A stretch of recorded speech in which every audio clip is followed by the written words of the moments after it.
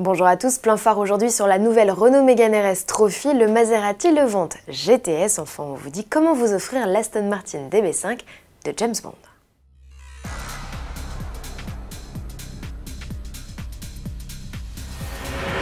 On l'attendait avec impatience, elle est arrivée, la Mégane RS Trophy. Renault commercialisera la version survitaminée de sa compacte sportive d'ici la fin de l'année. En attendant, le constructeur profite de l'été pour nous la présenter. Esthétiquement, peu de changements, seules ses jantes de 19 pouces inspirées par la RS01, la décoration de la lame avant et quelques détails rouges trahissent son pédigré.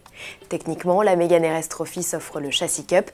Il comprend des amortisseurs et des ressorts raffermis, une barre anti-roulis plus rigide et un réglage spécifique du différentiel à glissement limité. Les roues arrière directrices sont toujours de la partie, au même titre que la suspension à butée de compression hydraulique. Et sous le capot, le 1,8 litre turbo passe enfin la barre des 300 chevaux. Le couple grimpe aussi à 400 Nm avec la boîte mécanique à 6 rapports et 420 Nm avec la transmission double embrayage EDC6.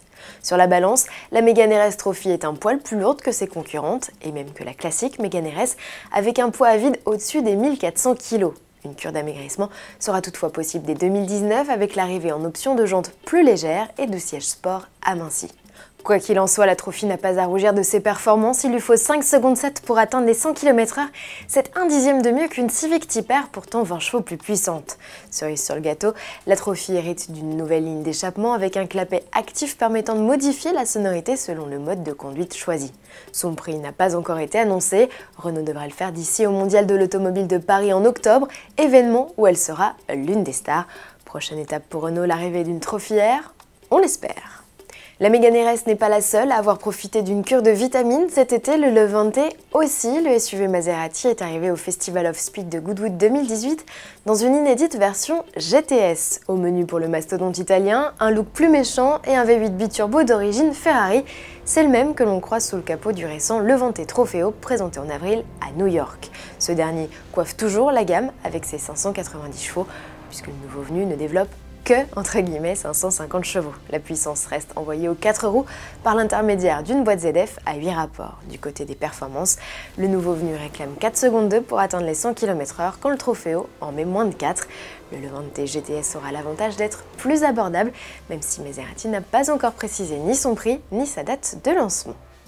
Pour finir, une nouvelle création signée Lego. Le fabricant de jouets vient de présenter à Londres sa version de l'Aston Martin DB5 de James Bond.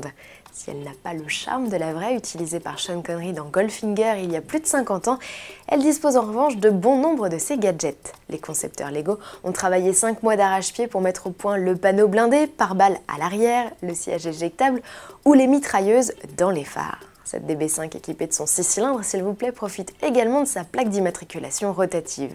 Longue de 34 cm et composée de près de 1300 pièces, elle ornera à la perfection vos étagères, à condition d'y mettre le prix, 150 €. Sachez qu'elle est proposée en priorité dès à présent aux membres Lego, mais qu'il est possible de rejoindre la communauté gratuitement, il suffit juste de s'inscrire. On se retrouve dès demain avec en tête d'affiche le nouveau DS X e-Tense.